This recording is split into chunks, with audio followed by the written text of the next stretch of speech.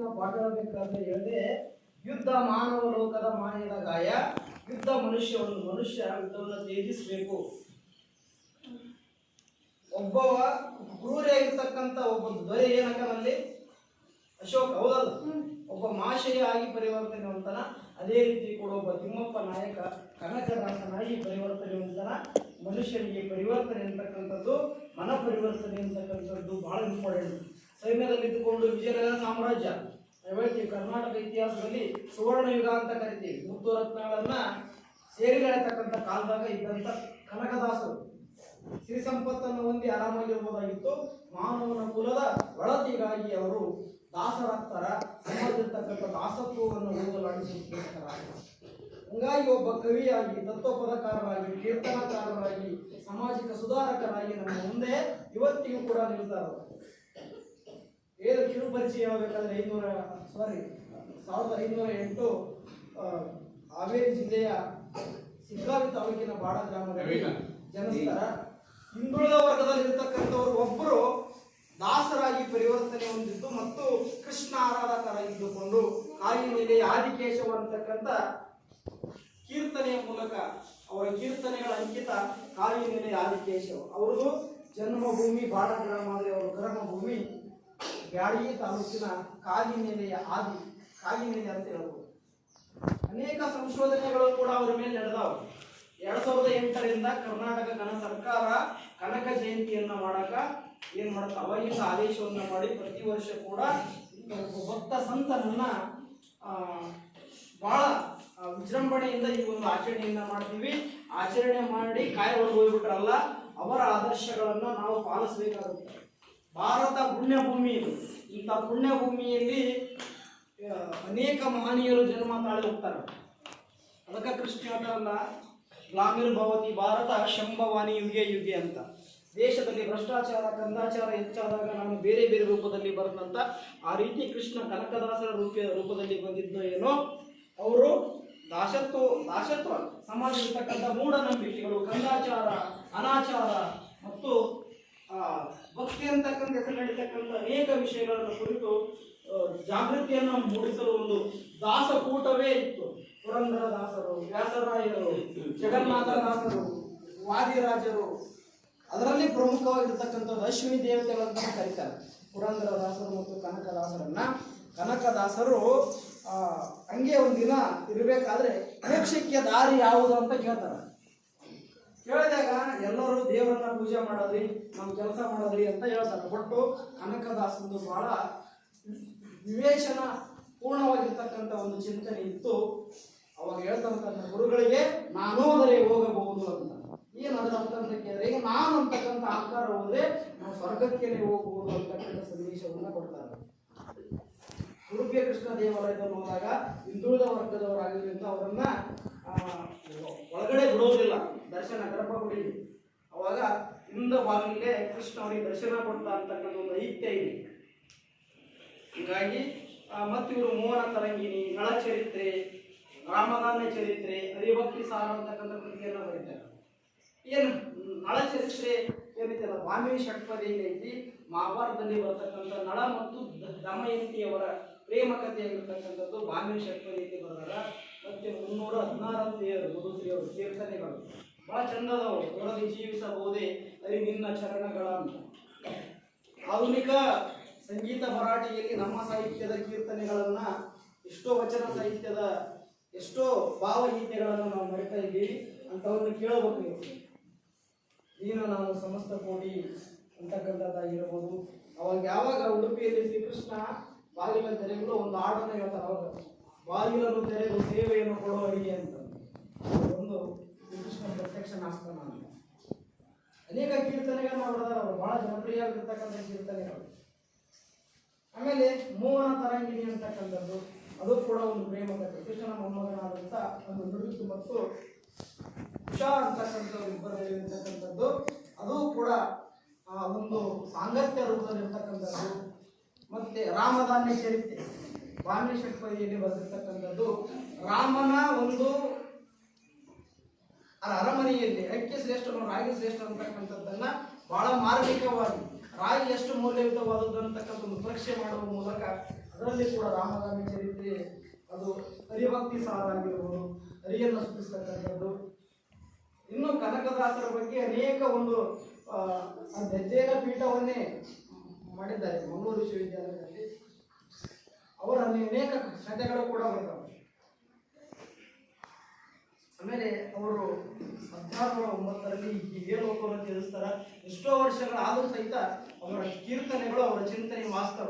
ಯುದ್ಧ ಮಾನವ ಲೋಕದ ಮಾಯದ ಗಾಯ, ಅದನ್ನು ಮಾಡಬಾರದು ಅಂತಕ್ಕಂಥದ್ದು. ಈಗ ನೋಡುವುದು ಆಧುನಿಕ ಜಗತ್ತೆಲ್ಲ ಓದಿ ಅನೇಕ ದೇಶಗಳು ಅಭಿವೃದ್ಧಿಯನ್ನು ಬಿಟ್ಟವ, ಮಾನವ ಕುಲಕ್ಕೆ ವಿನಾಶ ಯುದ್ಧದ ಕಡೆ ಹೋಗ್ತಾ ಇದ್ದಾವೆ. ಅಂತ ವಿಷಯ ಬಂದಾಗ ಕನಕದಾಸರಂತ ಪ್ರಸ್ತುತವಾಗಿ ನಿಂತಿರ್ತಾರ. ಇಲ್ಲಿವರೆಗೂ ಈ ಒಂದು ಕನಕದಾಸರ ಬಗ್ಗೆ ಮಾತಾಡೋಕೆ ಅನುಕೂಲ ಮಾಡಿಕೊಟ್ಟಾಗ ಎಲ್ಲರಿಗೂ ನಮಸ್ಕಾರ ಹೇಳ್ತಾ ನಮ್ಮ ಮಾತನ್ನು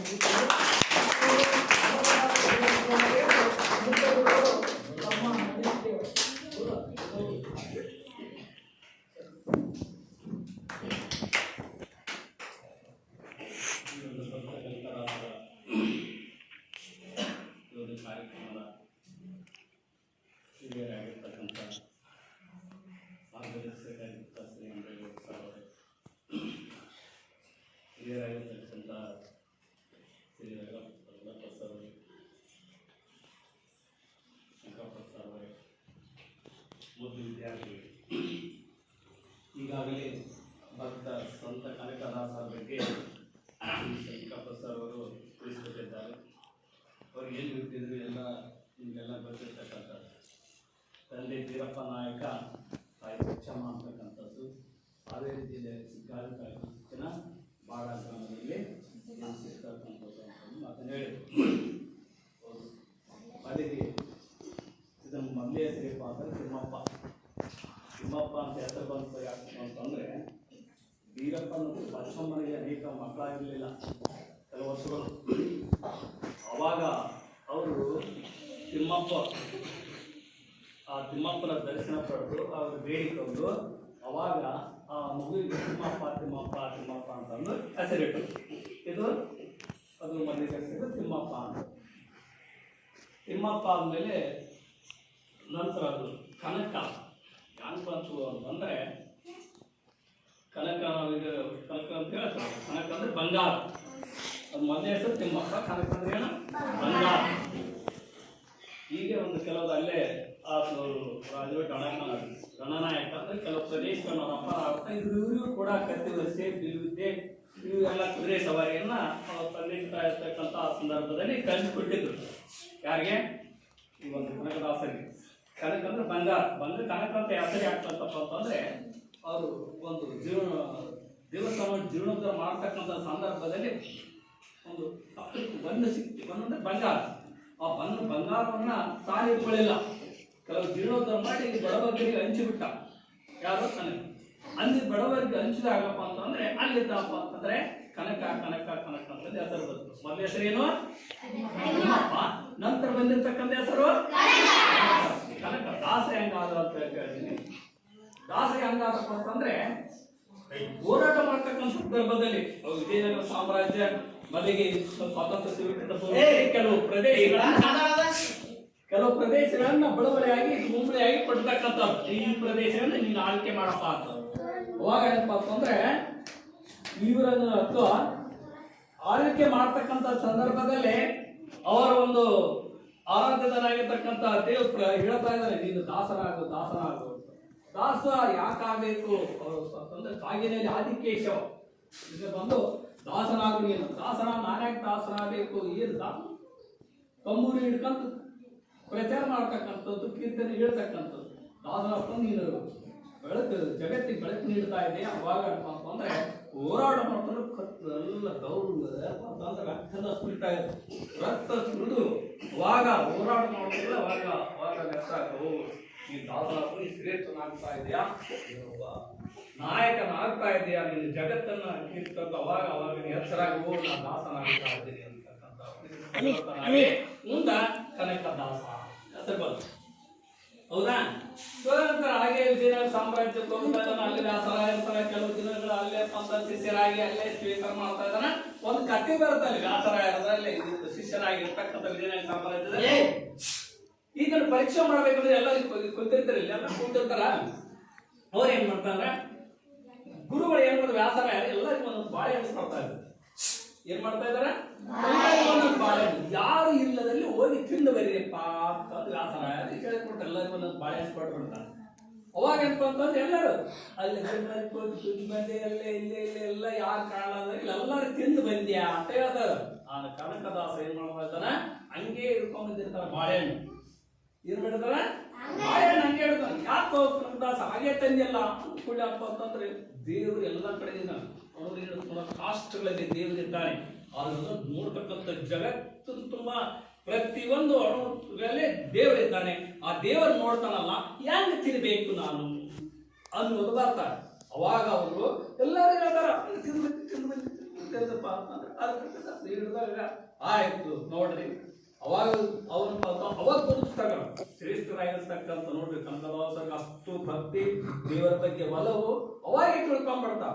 ಯಾರು ಕನಕದಾಸರು ಜಗತ್ತಿನ ಶ್ರೇಷ್ಠನಾಗಿರ್ತಕ್ಕಂಥ ದೇವರಿದ್ದಾನೆ, ಅವನು ನಮ್ಮನ್ನೆಲ್ಲ ನೋಡ್ತಾ ಇದ್ದಾನೆ, ಅವನು ಬಿಟ್ಟು ಎಲ್ಲಿದ್ದೆ ಅಂತಕ್ಕಂಥ ಅವಾಗ ಅವುಗಳನ್ನ ಆತ್ಮೀಯ ಶಿಷ್ಯನಾಗಿ ಸ್ವೀಕಾರ ಮಾಡಿ ಮುಂದೆ ಹೇಳ್ತಾ ಇದ್ದಾರೆ. ಆವಾಗ ಪ್ರಸ್ತನ ಅನೇಕ ಅವನಿಂದ ಪವಾಡಗಳನ್ನು ಹೇಳ್ತಾ ಇದ್ದಾವ. ನಮ್ಮ ಹೇಳಿದ ಮೋಕ್ಷಕ್ಕೆ ಯಾರು ಹೋಗಬಹುದು, ಮೋಕ್ಷಕ್ಕೆ ಯಾರು ಹೋಗುದು ಎಲ್ಲ ಇರ್ತಾರ. ಅನೇಕ ಮಹಾನ್ ಪಂಡಿತರು ಇರ್ತಾರೆ. ಅವಾಗ ಮೋಕ್ಷಕ್ಕೆ ಯಾರು, ಆ ಗುರುಗಳು ಹೋಗುದು, ಈ ಗುರುಗಳು, ಎಲ್ಲರ ಗುರುಗಳು ಹೋಗ್ಬಾರ್ದು ಅಂತ ಹೇಳ್ತಾರೆ. ಆದ್ರೆ ಕನಕದಾಸರು ಹೇಳ್ತಾರ, ನಾನು ಹೋದರೆ ಹೋಗಬಹುದು, ನಾನು ಹೋದರೆ ಎಲ್ಲರೂ ಇನ್ನೊಬ್ಬ ಸಾಮಾನ್ಯ ಮನುಷ್ಯರು ಅಂತ ಅಂತ ದೊಡ್ಡ ದೊಡ್ಡ ಗುರುಗಳದಾರ, ಮೇಧಾವಿಗಳದಾರ, ಯಾರು ಹೋಗುದು. ಅದರ ಅರ್ಥ ಹೇಳ್ತಾನೆ, ನಾನು ಹೋದರೆ ಹೋಗಬಹುದರ ಅಂದ್ರೆ ಏನು, ನಾನು ಅಂತಕ್ಕಂಥ ಅಹಂಕಾರ ತೊಡೆದು ಹಾಕಿದ್ರಪ್ಪ ಅಂತಂದ್ರೆ ಹೋಗಬಹುದು. ಎಲ್ಲಿಗೆ, ಮೋಕ್ಷಕ್ಕೆ. ನಾನು ಅಂತಕ್ಕಂಥದ್ದು ತೊಡೆದಾಕಿದ್ರೆ, ನಾನು ತೊಡೆದಾಕಿದ್ರೆ ಮೋಕ್ಷಕ್ಕೆ ಹೋಗಬಹುದು ಅಂತಕ್ಕಂಥ ಮಾತನ್ನ ಅವಾಗ ಹೇಳ್ತಾರೆ. ಅಂತಂದ್ರೆ ಅಂತ ಸೇರಿಸಿಕೊಂಡಾಡ್ತಾರೆ. ಮುಂದೆ ಅಂತಂದ್ರೆ ಇದನ್ನಾಗಿ ಅನೇಕ ಒಂದು ಇದೊಂದು ದೊಡ್ಡದೇ ಇರ್ತಕ್ಕಂಥ ಬಂಡೆ ಬರ್ತಾ ಇದ್ದಾರೆ ಸಾಂಸ್ಕೃತಿಕ ಅಂತಂದ್ರೆ ಅವರಿಗೆ ಒಂದು ಮಂತ್ರವನ್ನು ಹೇಳಿರ್ತಕ್ಕಂಥದ್ದು. ಅವಾಗ ಏನು ಗುರುಗಳು ಏನಪ್ಪ ಅಂತಂದ್ರೆ ಮೊದಲಿಗೆ ನಿನಗೆ ಆ ಮಂತ್ರ ಅಂತ ತಿರಸ್ಕಾರ ಮಾಡ್ತಕ್ಕ ಸಂದರ್ಭ ಬಂದಾಗ ಯಾವ ಮಂತ್ರ ಕೋಣ ಮಂತ್ರ ಅಂತ ಕಡೆ ಕೋಣ ಕೋಣ ಕೋಣ ಅಂತಕ್ಕಂಥ ಮಾತನ್ನು ದೊಡ್ಡದಾದ ಕೋಣ ಪ್ರತ್ಯಕ್ಷನಾಗಿ ದೊಡ್ಡದೊಂದು ಆ ಕೆರೆಯಲ್ಲಿ ನಿರ್ಮಾಣ ಮಾಡ್ತಕ್ಕಂಥ ದೊಡ್ಡ ಬಂಡೆ ಬಂದಿರುತ್ತೆ. ಆ ದೊಡ್ಡ ಬಂಡೆ ಹೊಡೆದಾಗ್ತಕ್ಕಂಥದ್ದು ಕೋಣ. ಅವಾಗಪ್ಪ ಅಂತಂದ್ರೆ ಅವನು ಆ ರೀತಿಯಾಗಿ ಶಕ್ತಿ, ದೊಡ್ಡ ಶಕ್ತಿಯಾಗಿದೆ ಅಪ್ಪ ಅದು ಅಂತಕ್ಕಂಥ ಅವನು ಕೊಂಡಾಡ್ತಾರೆ. ಮುಂದೆ ಏನಪ್ಪ ಅಂತಂದ್ರೆ ಅನೇಕ ಸಂಚಾರ ಮಾಡ್ತಾ ಎಲ್ಲಿ ಹೋಗ್ತಾ ಇದ್ದಾನ, ಉಡುಪಿ ಕೃಷ್ಣ ನೋಡ್ತಾನ. ಉಡುಪಿ ಕೃಷ್ಣ ನೋಡ್ಕೊಂಡು ಅವರಲ್ಲಿ ಒಳಗ ಬಾಗಿಲನ್ನ ಅವರು ಕೆಲವು ಶಕ್ತಿಗತ ಅವನು ಬಿಡ್ತಾ ಇಲ್ಲ, ಒಳಗೆ ಬಿಡ್ತಾ ಇದ್ರು. ಅವಾಗ ಹೇಳ್ತಾನ, ಬಾಗಿಲೆಲ್ಲ ತೆರೆದು ಸೇವೆಯನ್ನು ಕೊಡು ಹರಿ ಅಂತಕ್ಕಂಥ ಮಾತನ್ನ ಒಂದು ಕೀರ್ತನದಲ್ಲಿ ಹಾಡಿದಾಗ ಪೂರ್ವಾಯಿತರಾಗಿರ್ತಕ್ಕಂಥ ಒಂದು ಕೃಷ್ಣನ ಈ ಒಂದು ಪಶ್ಚಿಮವಾಗಿ ತಿರುಗ್ತಾ ಇದೆ. ಅವಾಗ ದರ್ಶನ ಕೊಡ್ತಾ ಇದ್ದಾನೆ ಅಂತಕ್ಕಂಥ ಮಾತು ಬರ್ತಾ ಅನೇಕ ಕೀರ್ತನೆಗಳು ಹೇಳ್ತಾರೆ. ತಲ್ಲಣಿಸಿದರ ಕಂಡೆ ತಾಳು ಮನವೇ ಎಲ್ಲರನ್ನು ಸಲುವನ್ನು ಅದಕ್ಕೆ ಸಂಶಯ ಇಲ್ಲ. ಬೆಟ್ಟದ ತುದಿಯಲ್ಲಿ ಹುಟ್ಟಿರುವ ವೃಕ್ಷಕ್ಕೆ ಕಟ್ಟೆಯನ್ನು ಕಟ್ಟಿ ನೀರೆಲ್ಲದವರಾರು ಹುಟ್ಟಿದ ದೇವರು ಮಳೆಗಾಲದಲ್ಲಿ ಗಟ್ಟಿಯಾಗಿ ಸಲುವನ್ನು ಇದಕ್ಕೆ ಸಂಶಯವಿಲ್ಲ ಅಂತಕ್ಕಂಥ ಮಾತನ್ನ ಅನೇಕ ಕೀರ್ತನೆಗಳು ಬರ್ತಾ ಇದೆ. ಹೇಳಿದಲ್ಲ ಹರಿಭಕ್ತ ಸಾರ, ರಾಮದಾನ ಚರಿತ್ರೆ ಇದು ಬರ್ತಾರೆ. ಹರಿಭಕ್ತ ಸಾರದಲ್ಲಿ ಹೇಳ್ತಾರೆ, ದೀನ ನಾನು ಸಮಸ್ತ ಲೋಕಕ್ಕೆ ದಾನಿ ನೀನು, ವಿಚಾರಿಸಲು ಮತ್ತೆ ಹೀನ ನಾನು, ಮಹಾಮಹಿಮ ಕೈವೇಲ್ಯಪತಿ ನೀನು, ಏನು ಬಲ್ಲಿದೆ ನಾನು, ನೆರಸುಜ್ಞಾನ ಮೂರ್ತಿ ನಿನ್ನ ಸಮಾನವರುಂಟೆ, ದೇವ ರಕ್ಷಿಸು ಅನವರತ ಅಂತಕ್ಕಂಥದ್ದನ್ನ ಷಟ್ಪದಿಯಲ್ಲಿ ಬರ್ತಕ್ಕಂಥ ಬಾಗಿಲ ಷಟ್ಪದಿಯಲ್ಲಿ ಬರ್ತಾರೆ. ಅನೇಕ ಕೀರ್ತನೆಗಳನ್ನು ಇವರು ಜಗತ್ತಿಗೆ ತಿಳಿಸಿಕೊಟ್ಟಿರ್ತಕ್ಕಂಥ ಒಂದು ಮಹಾಮೇಧಾವಿಗಳಿರುವ ಜಯಂತಿಯನ್ನ, ಅವರ ಆದರ್ಶಗಳನ್ನ ನಾವು ನೀವು ಪಾಲಿಸೋಣ. ಕಡೆಯಪ್ಪ ಅಂದ್ರೆ ಅವರು ಸಂಚಾರ ಮಾಡ್ತಾ ತಮ್ಮೂರಿ ಹಿಡಿದು ಜಗತ್ತಿನ ತುಂಬೆಲ್ಲ ನಾಡಿನ ತುಂಬೆಲ್ಲ ಸಂಚಾರ ಮಾಡಿ ಕೀರ್ತನೆಗಳನ್ನ ವಿತರಿಸಿ ಜಗತ್ತಿಗೆ ಒಂದು ಮಾದರಿಯಾಗಿ ಬೆಳಗ್ತಾರಂತಕ್ಕಂಥ ಮಾತನ್ನ ಈ ಸಂದರ್ಭದಲ್ಲಿ ಹೇಳ್ತಾ ನಾನು ಎರಡು ಮಾತಿಗೆ ಅವಕಾಶ ಮಾಡಿಕೊಟ್ಟಿರ್ತಾರೆ.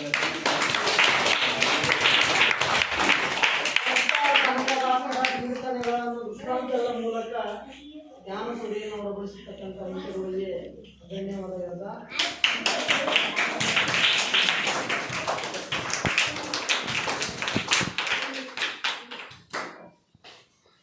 ಯಾರು ಆಡಾಡ್ತಾರೆ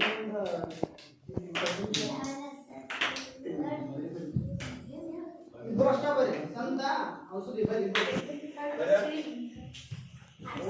ಕಾಯಿ ಹೊಡ್ಕೊಂಡು ಮುಕ್ತ ಹಾ, ನೀರೇ ಬಾರಪ್ಪ. ಇಲ್ಲಾಂದ್ರೆ ನೀರು ಮೋಕ್ಷ ಸಿಗಲಿಲ್ಲ.